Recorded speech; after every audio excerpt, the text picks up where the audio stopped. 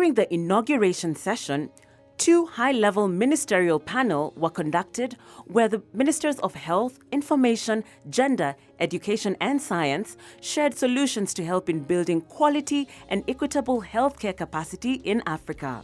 They also discussed the strategy to build healthcare capacity and raise awareness in partnership with Merck Foundation in their countries.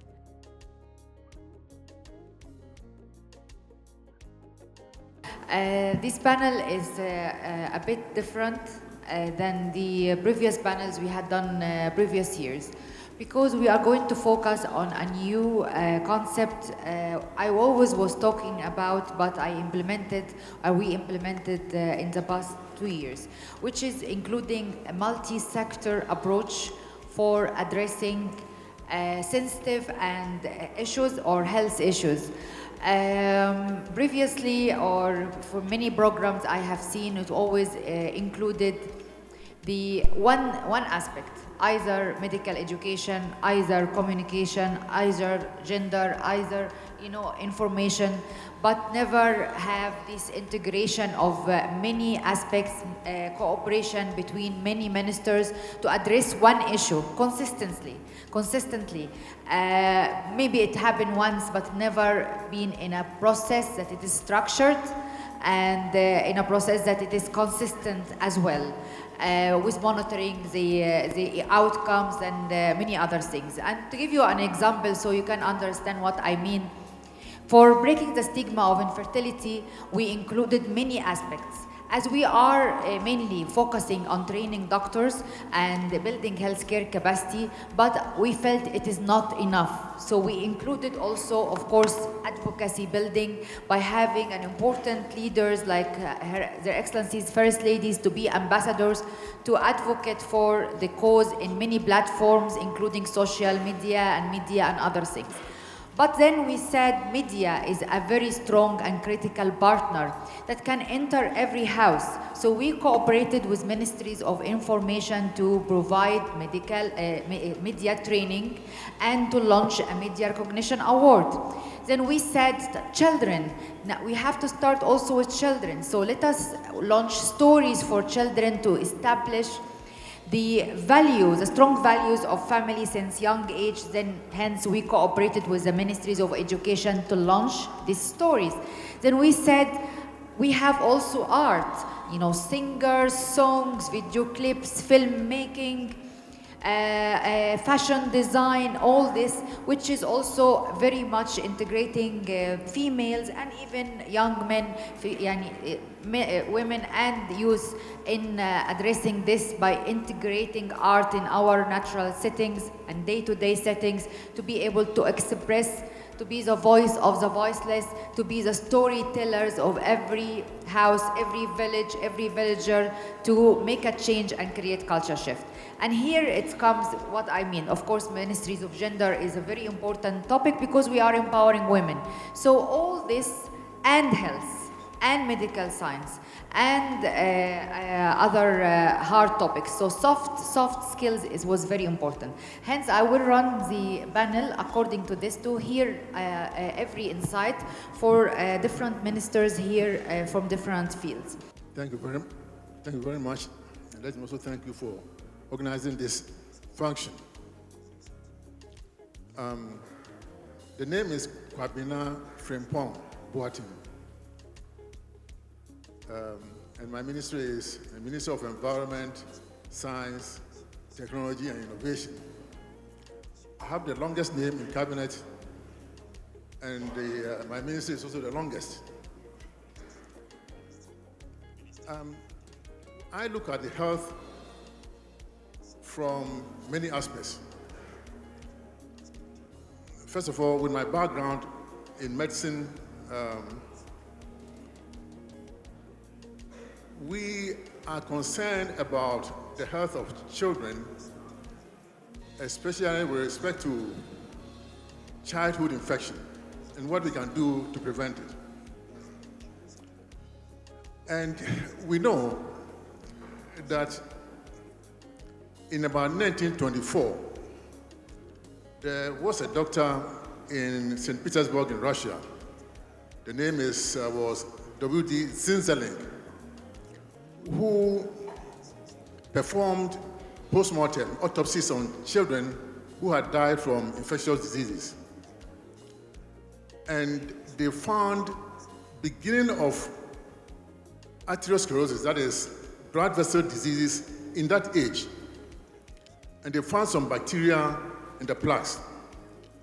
So the conclusion was that children who are exposed to infection can also develop non-communicable diseases right from that age.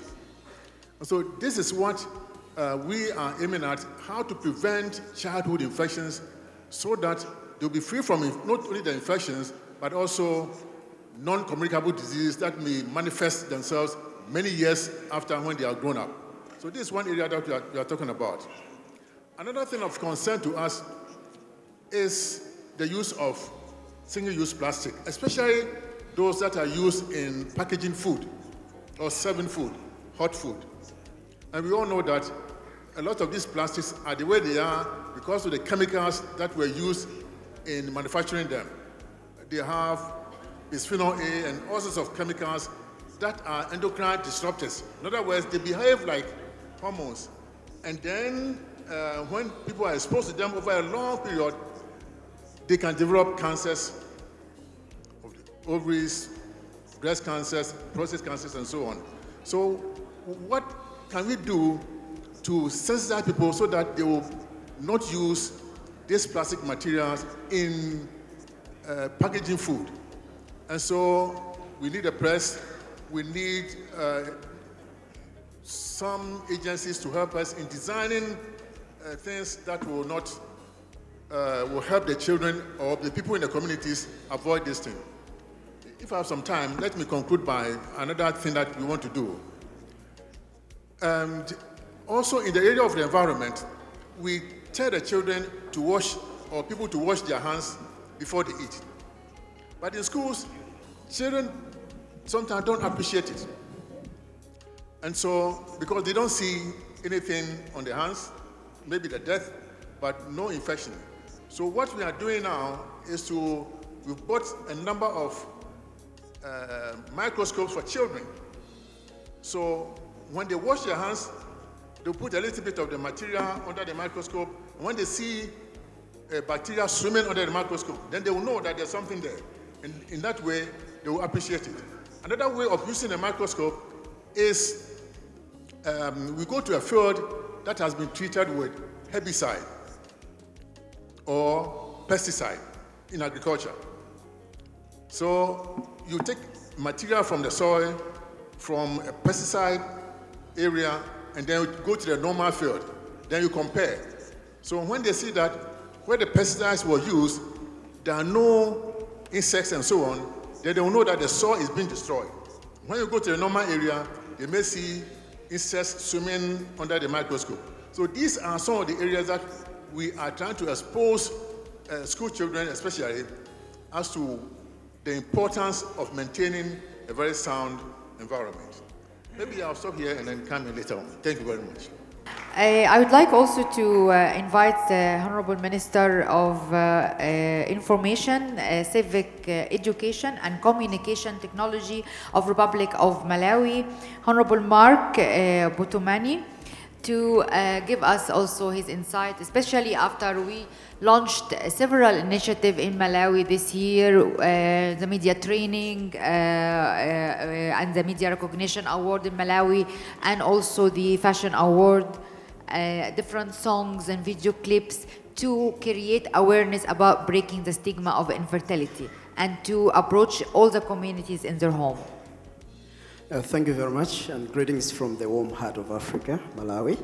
And let me first of all thank Merck Foundation in conjunction with our esteemed First Ladies for organizing this very important conference for us to interact in this manner. We, in the Ministry of Information, Civic Education and Communications Technology, we are very appreciative to your initiative because you saw it needful to involve us, that we are one of the components through channels through which we can disseminate information. there are several channels that we're involved in, particularly since the foundation was, or the initiative was launched sometime in July. And thank you very much for involving me, that I was also part of that, representing the ministry. We use different avenues in order to reach out to people in the communities with relevant information. One of which is organizing television documentaries.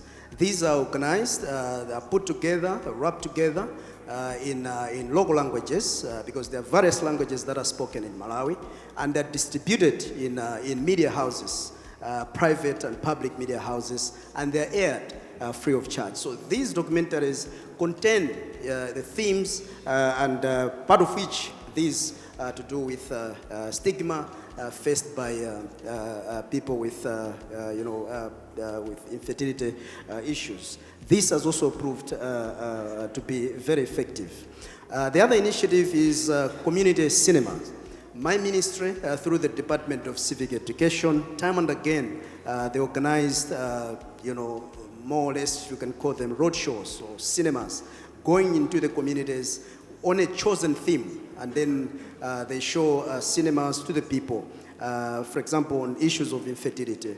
And once the cinema is, is presented to the people, they give chance to the people to ask questions, and then the team interacts with the communities and to clarify on some matters that are contained in that particular theme.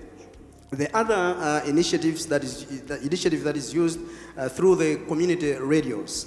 In Malawi, we have community radios that are set up in various districts.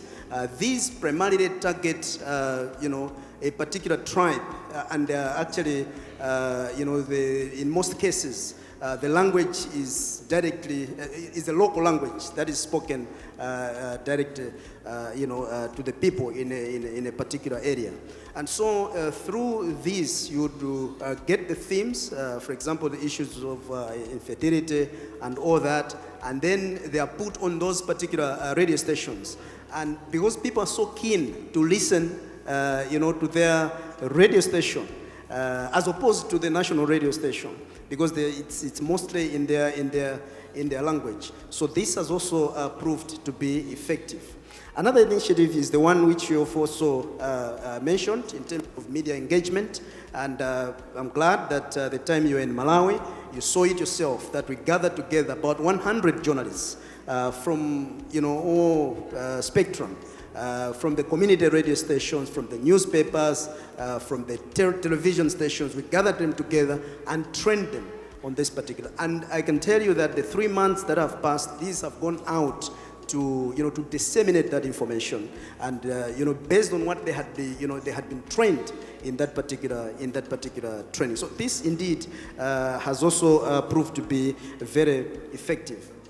But another component which is also very important is the one that we engage the communities directly. This is community dialogue, where we involve the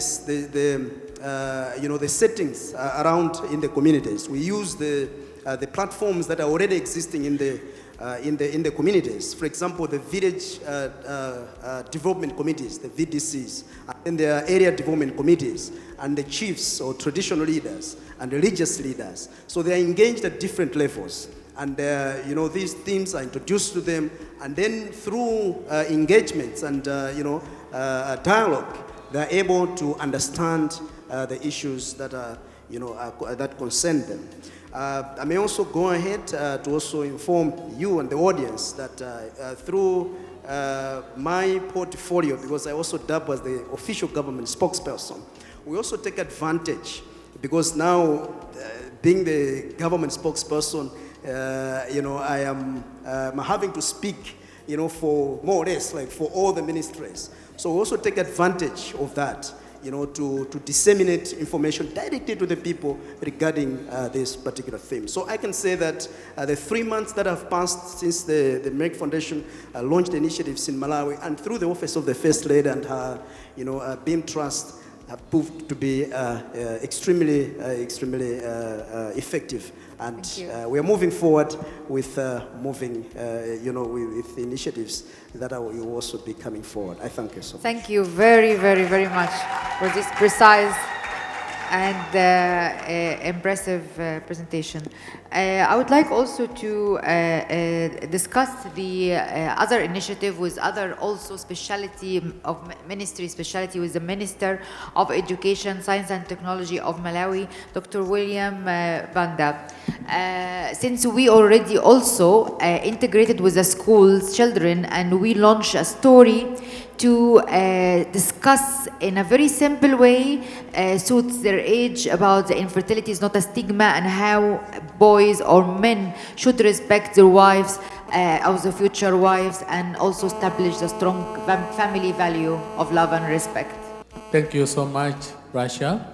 And thank you so much for inviting the team from Malawi to be part of this amazing interactive meeting.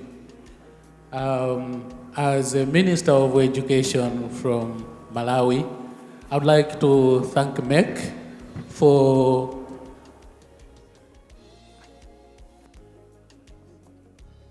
creating the opportunity for the Minister of Education to walk this journey. As you already mentioned, the Minister of Education was privileged to receive 18,000 books, a Limbani story, a very exciting story. For the students that have already read this book, it's very exciting and it's a popular book. We're looking forward to having so many stories of that nature in Malawi. It has actually added a different dimension other than just reading the traditional textbooks that are on the curriculum. This gives a different dimension altogether. We also see this as an opportunity because we are beginning to create young ambassadors on the issues that Merck is dealing with. I think it's not good enough just to deal with grown-up people. Most of these issues that we are struggling with can be avoided either through our habits, the way we eat, the way we interact on a daily basis.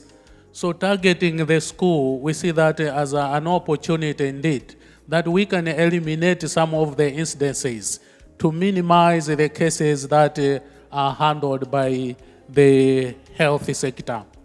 As a Minister of Education, we're looking forward to also introducing competition, story writing, and even doing research on the issues that Merck is dealing with. So from this, we'll be able to create young researchers. We also believe that in the process of project writing, story writing, research, some of the young ones, when they continue with their education, they will develop interest to study the same areas that they researched on when they were young. So we are very grateful indeed, and we'll certainly continue interacting with the ministries that are involved within Malawi, the Ministry of Gender, Ministry of Information, Ministry of Health, to make sure that we collaborate and work as a team. Within the education sector, we'll make sure that at school level, we also have clubs related to the same issues. That's exactly the way we want to handle this, so that at the end of the day, the youth is more vibrant on these issues than even the elderly people. Thank you so much.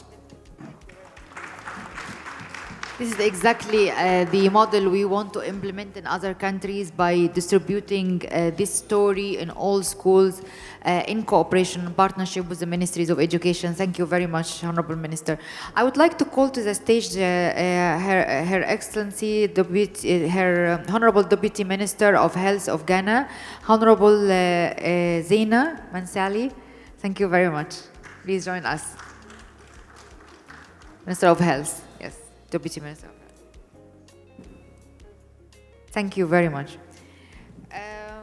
Here we have to emphasize also in the role of the Ministry of Gender, because we are mainly talking about empowering women, empowering all women in education, but also empowering specifically a category of women who is very unprivileged, which is the childish women or infertile women, or women who suffer the infertility stigma. And here we are calling the Minister of Honorable Minister of Gender and Children and Social Protection of Ghana, Honorable Cynthia Marison. As a Minister of Gender, Children and Social Protection, we are like the heart of the ministry, is a mother ministry. The ministry sometimes is looked on as women's ministry, but it is not. It is for both male and female. So what we are doing now is empowering the young men as well. Hitherto, we've taken the girls and we are training the girls and nurturing them to be responsible and all that, and we leave the young men behind. We've realized that when we leave the young men behind, we groom the young ladies to be as beautiful as we want, so courteous, they are mannered, they are everything. Who do they marry in future? The rough men that we left behind. So we are now bringing both male and female together, groom all of them, so that when they grow up, as a boss and secretary, as workers, as married couple, they will respect each other, because we have also trained the men in the way that we want them to go. When men and women marry and there's infertility, the blame is on the woman. And it is who blames the woman first? It's the mother-in-law. And she is a mother.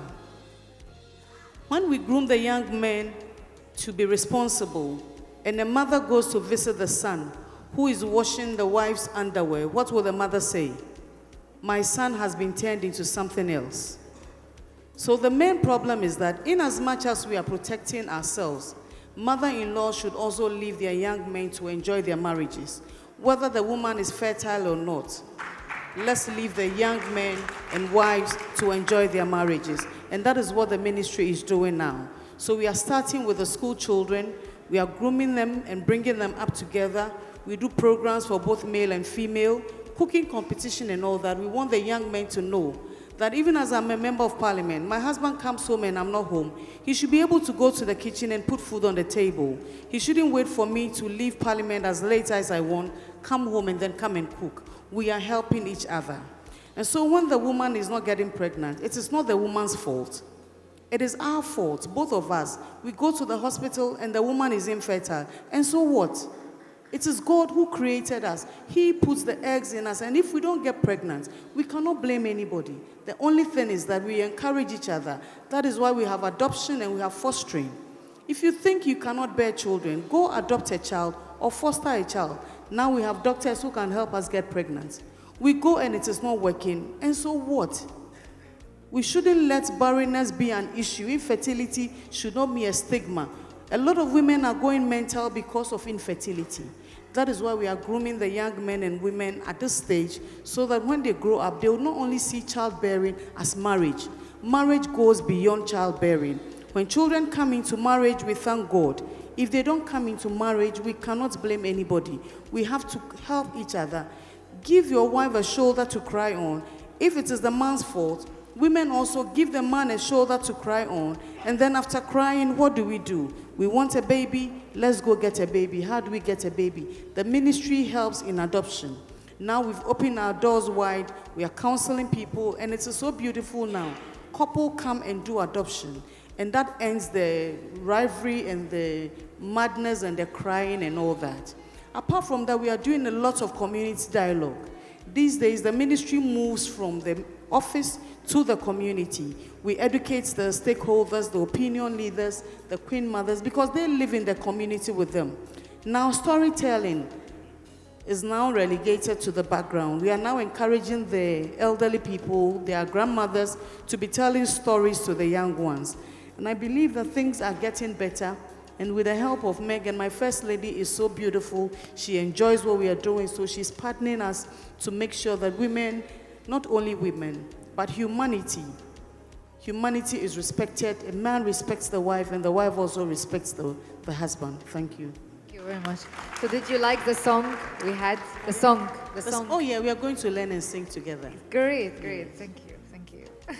So I would like also to invite the Member of Parliament and Minister of Gender and Children and Disability and Social Welfare of Malawi, Honorable Mary Naficha. So to share with us her experience also from perspective of being a Minister of Gender and the part of empowering women in the way we are doing at the moment. First of all, allow me to thank the organizers for giving me this opportunity to be part of the panelists. I would like also to thank our First Lady, Professor Gertrude Mutaliga, for considering me to be part of her team. Without wasting my time, allow me to go straight to the topic. The Malawi government has put in place legal frameworks and policy measures aimed at safeguarding the rights of women and girls from all forms of violence at all levels, regardless of their status. Women who have reproductive problems such as menstrual disorder, fistula, and infertility have been suffered in silence. My ministry is working hand in hand with some key players like Minister of Health, Justice, Minister of Information, Minister of Foreign Internal Affairs. I would like to thank Merck Foundation for introducing the issue of infertility. This initiative has come at the right time. Indeed, our women have been suffered a lot. We need to spread a message to the world. Every woman is more than a mother. As a Minister of Gender in Malawi, we have been engaged with chiefs and traditional leaders for them to understand issues of fertility. As you're aware that chiefs are custodians of culture, and they are the right people to spread the message to their communities. And the communities have their own ways for sharing the information. For instance, traditional dances, poems, dramas, and songs.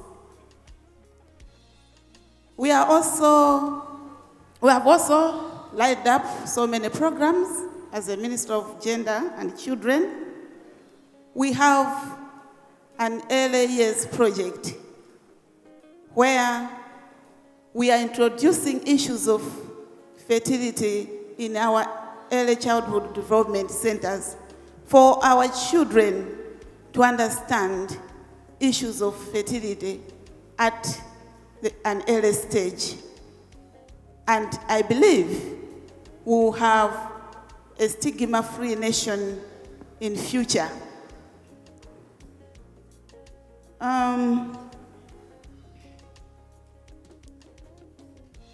Issues of infertility, cancer, menstrual disorder have been treated as a private matter, resulting to stigma, name-calling, violence, and divorce. So I would like to make my pledge that we are very committed as a government of Malawi and we work together with Merck Foundation I thank you. Thank you very much. Thank you. Thank you very much, Honorable Minister. I would like now to invite Professor Jolie Simpson, the past president of International Federation of Fertility Society, IFFS, and I would like to, of course, he shared with us the partnership of educating and training fertility specialists and also building advocacy for the cause, and have been with us in many platforms in Africa. And from the perspective of the International Federation of Fertility Society, how do you see the campaign and the geographic spread of the campaign and the magnitude of the campaign from 2013 till today? Thank you, Rasha. Once again, the International Federation of Fertility Societies is honored to have the privilege of being a partner with the Merck Foundation. We have been actively involved in Watch Your Progress, and as we're fond to saying in the Emmys or the Academy Awards, each one is better than the previous one. So it gets better, and we look forward to where it's going in the future. This has really been a very interesting session for me, because we hear what people are doing to educate, to innovate in a way that gets across our message. Now, the main message I think we have here is to delete the infertility stigmata, but you should be aware that there are many other things in which I think we can do at the same time that we're doing that. So if we're trying to get the message across that males are truly responsible for 50% of the infertility, or at least they must be treated, as Professor Ashira has mentioned many times, this is an adult-to-adult conversation. This is not necessarily something in which we expect the ball to be carried by people in junior high school or in grade school. But there are a number of other areas in which, at the same time we're delivering that message and similar messages on diabetes, cancer, and other things of that sort, we can do important things to increase the pipeline. We've talked several times that we need the pipeline. We need to train young people to be interested in this and to go in these areas and to uncover the governments. So let me just tell you a few areas in America that are considered obligatory in this area as we develop our education. At my university, we have a program in which every medical student, along with the nurse and along with the social worker who's training, have certain households that they go to. They visit 3 or 4 times a year. They carry the message of minimal care, such as blood pressure and the likes of that. But they also talk about fast foods, good vegetables and the likes of that. And it's very important that they demysticize what medicine is all about. Kids are scared. They think we only deliver bad news, and we go there for a shot or something like that. And it's important that they see these are people just like them, often with blue jeans, and they don't have a white coat, and they learn that they can be friends, and we can help them negotiate the complicated healthcare systems. It's not just so simple to say, go to a doctor. How do you go to a doctor? This is carried on, Russia, at the next level in which we talk about promotions for medical students and advancements for faculty. So everybody knows the rough outcome of what it takes to be a tenured faculty member. You either have to be a researcher or an excellent clinician. You have to be an educator. But increasingly, the third part of this stool in America these days is that you need to provide service. Not just say that you provide service, but actually do it and write it down. So as an example, when we look at this, we ask, how many times have you engaged the community? Get out of the university, get out of the hospital, and do this. We write down, for example, how many times did you lecture in a grade school or the likes of that? Did you show up? Do they recognize who you are? And that message could carry it. The other major area, if you're involved in active patient care or laboratories, to very simply invite students, have them come and look at it. A weekend, a week, even a day can be a life-changing event for these young people. Examples would be a week, very short service project, the ability of our people to show up at a science fair, to look at what they've done, or to even visit a laboratory. Crucial, and I think we should add that to what we've heard this afternoon. Thank you very, very much, Professor Samson. I would like now to direct the stage to Deputy Minister of Health of Ghana, Honorable Zina Mensali, to also have her insights about the whole idea of breaking the stigma of infertility or addressing a sensitive issue like infertility through multi-sectoral approach, not only Ministry of Health or Health, but also communication, information, innovation, gender, and many other things. Thank you very much. Let me first of all extend greetings from the Honorable Minister for Health, Honorable Kukwa Jimai. He would have been here with us by his own assignment outside the country, so he's not here at the moment. I wish to use this opportunity to greatly appreciate the valuable partnership that we have built with Merck Foundation under the auspices of the First Lady, Mrs. Rebecca Akufo-Addo. Ghana, like any other low-income country, aspires to provide quality and equitable access to health care to its citizenry. Ghana is faced with a double burden of disease, that is communicable and non-communicable diseases. The primary aim of universal health coverage is providing equitable, quality, affordable, and evidence-based health services that leaves no one behind. This principle can only be achieved and advanced through partnership that will help provide the necessary infrastructure to help achieve universal health coverage. This is why the ministry embraced effort by the First Lady of Ghana to partner with Merck Foundation to improve access to quality and equitable health in Ghana through the training of specialists. This partnership training is focused more on non-communicable diseases like hypertension, diabetes, and cancers. Another capacity building area is fertility training as a result of increasing demand of services in this area. Under fertility, 7 specialists have been completed training in embryology, and we have Merck Foundation.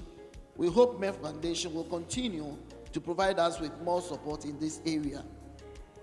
As part of efforts to create a culture shift with the aim to break the stigma of infertility, the Ministry of Health, under the auspices of the First Lady, has worked closely to introduce innovative ideas such as developing a Make More Than a Mother, sang from Ghana. Health media training was organized to train journalists on international standards on media ethics for reporting sensitive issues in fertility. I think this area, the First Lady elaborated on it.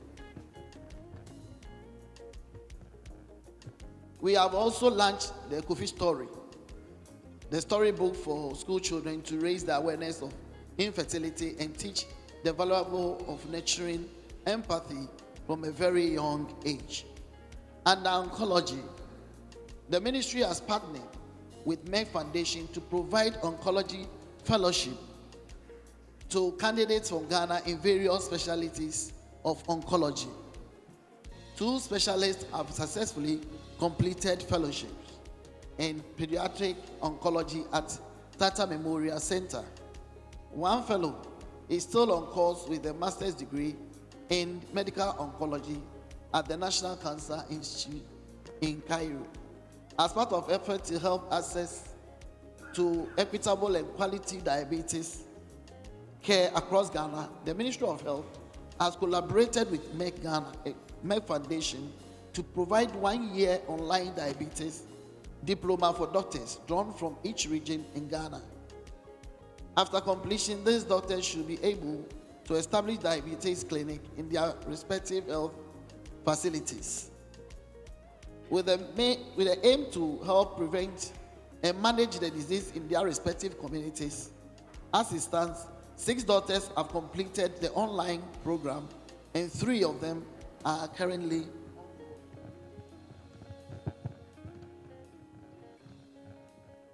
We wish to thank all stakeholders who have made this partnership possible, and we look forward for more collaboration in future with Merck Foundation.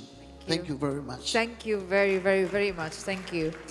I'd like now to ask Dr. Kamini Rao, the President and CEO of the IRH, is International Institute of Reproductive Health Training and Research in India, and the long-term partner of Merck Foundation for training the fertility specialists. And she was the one who trained actually many of the first fertility specialists in Africa through her institute. I would like to ask you, Dr. Rao, to share your insights as well with the audience. First and foremost, I would like to thank Merck Foundation for giving me this opportunity to be here with all of you. And of course, Rasha Khalid in particular, because I am amazed with the way she pronounces all the names and also how she remembers everything. And I was wondering that when we talked about training doctors from Africa, the first thing that came to my mind was, are we going to just train them and leave them, or are we going to have infrastructure that will allow them to seamlessly transfer from a general ONG to a fertility specialist? And I think Rome was never built in a day, so therefore, first things first, you need to get the training done. But from the first batch onwards, with 5 students, I think we've trained over 60 now, and I've found that the enthusiasm in all the doctors has been almost infectious. And it wouldn't be wrong to say that if you ask them to come on a Sunday or, after 6 o'clock or any holidays, they're always there. And they want to actually come in and talk to the patients, but unfortunately, the language is a barrier. So every time you have an interpreter who talks the French and the English, the actual ethos is lost, because patients don't understand French and they understand the local language, so there's no communication there. So therefore, what we thought was, we have a software, an app, which will convert that English to French. And in fact, one of the patients actually gave that to me. And what I found now is, with the next batch that comes in, that I will be able to speak in English and it will automatically translate to French. So in this way, what happens is, while we need a translator, but sometimes when you counsel patients, the main thing that I have seen here is this 360-degree approach which Rasha has thought about, and I think it's extremely important. Value for the woman, value for the man. And I think we must look at this, that India started this program with our Prime Minister, Beti Bachao and Beti Padhao, which means that please save the girl child and allow her to study. But the third component of that was Beta ko samjhao. That means while you are actually saving the girl child and also allowing her to study, please also understand that you need to make the boys understand the value of that girl and empower that girl. So this is something which really made a lot of difference, that we people as citizens of the country have a role to play, whether we are doctors or otherwise. And this has really helped me when we've looked at Africa, people coming from different parts of Africa and India, we share similar problems. And this empowering of the woman is sort of common in all parts of Africa, and so also with India. And I can tell you that I have, forged a lot of friendships with a lot of the doctors in different parts of Africa. And believe me, when I came in here and I suddenly saw so many of them coming and saying, I need a selfie by you, and I need this and I need that, I felt that, that was so important. And 5 people have actually started IVF centers in Africa, which is again another important thing. So the seeds have been sown by you, Rasha. You are a person who thinks much ahead of others, and you've brought in this 360-degree concept, and I think I really buy this concept. Compared to the last program that you had to what you have today, there is a paradigm shift in bringing all stakeholders, and this is where we must look forward to. It's teachers, it's doctors, it's nurses, it's paramedical staff. Each and every one of us will have to help, and particularly the policy decision makers. Thank you very much, Rasha. It's been wonderful being with my students Thank here. you very, very much, Dr. Rao. Thank you. Thank you very much. And I would like also to call Professor Oladobu Ashiro, the President of Africa Fertility Society, and how also our partnership started from the start. I think it's 2013. Maybe you can have in 3 minutes your insights about the journey of Merck, more than a mother in particular, in training, in other aspects, in the 360-degree approach. Yeah. Okay. Thank you very much. Ladies and gentlemen, the history that we are witnessing today, I can tell you, it's like the dream of one person supported by another person. And it has become a big history that has changed Africa. In Things Fall Apart says that a lizard, when he climbs the Iroko tree and he comes down, he looks left and right. What does he do? He found that nobody has said thank you to him. He will shake his head and says, I've tried. That is Russia. She has tried. You all work from your various countries. Imagine how a lady, although prestigious teacher, but simple, can walk and break all the barriers of first ladies of Africa, and she has done it. And what she has done is now being recommended globally as an approach for health. Because I will tell you this, when I was the first to be trained in reproductive health in Africa, 1978, it was Rockefeller Foundation and Population Council. When I was going back to Nigeria, just like Russia is doing, they said, have an equipment, we'll set your lab up. And I said, I heard that they're doing this reproductive infertility. And they said, no.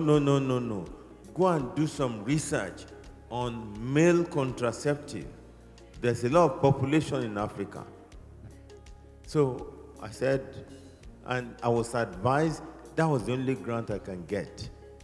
I went back to Africa with the grant, but from the grant, I was able to do some research on infertility. And that led to the breakthrough of the first test to baby in Africa, in West Africa. Now, what I'm saying is that, but for that, even up till Russia came, when you talk about infertility, patients don't even want to say that they are infertile. They come to your clinic, they are pregnant, they say, don't tell anybody. When Russia came to all these African countries with the chairman, they destigmatized infertility. In fact, in WHO, World Health Organization, we can't talk of infertility. It's family planning. So, I want to let us all say thank you to this gentle lady, this beautiful lady, because she has opened the door. And now the next thing I want to do is that we now have a powerful force. This African luminary, I'm getting to know my neighboring Africans. We now should form a powerful team, because we're talking about these 360 degrees. It must be horizontal integration and vertical integration. So we should harness the energy of this gathering every year. Not just we just go and go back home. We should network and make Africa big. My next point is that there is no sin. It was Rudyard Kipling says, there is no sin greater than ignorance. I want everybody here to know, as the Minister of Environment said, there are some things in our environment that are causing infertility, diabetes, and other things. So we need to know and prevent them. A woman that drives a car barefooted is absorbing antimony. Pesticides can be transferred into a pregnant woman, and it will affect the third generation of that woman. So these are things we need to know. Artificial sweeteners can affect the sperm.